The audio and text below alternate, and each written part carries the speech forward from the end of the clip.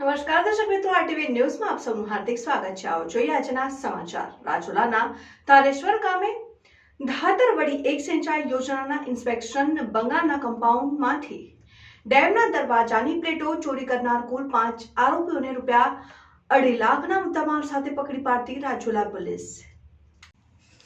ધારેશ્વર ગામે ધાતરવડી એક સિંચાઈ યોજનાના ઇન્સ્પેક્શન બંગલાના કમ્પાઉન્ડમાં કોઈ અજાણ્યા ચોરી સમૂહે પ્રવેશ કરીને કમ્પાઉન્ડમાં પડેલા સામાનમાંથી ડેમના દરવાજાઓમાંથી પ્લેટો ખોલીને કુલ 6 પ્લેટો જેની કિંમત ₹1,50,000નો સામાન કોઈ અજાણ્યા ચોરી સમૂહ ચોરી કરી ગયેલ હોય ચોરી કરેલ મુદ્દામાલ તથા ગુનાના કામે વપરાયેલ ટાટા એક્સ 4 વ્હીલ ગાડી સાથે પકડી પાડીને ગરફોડ ચોરીના ગુનાનો ભેદ ઉકેલી ધોરણસર કાર્યવાહી કરતી રાજુલા પોલીસની ટીમ।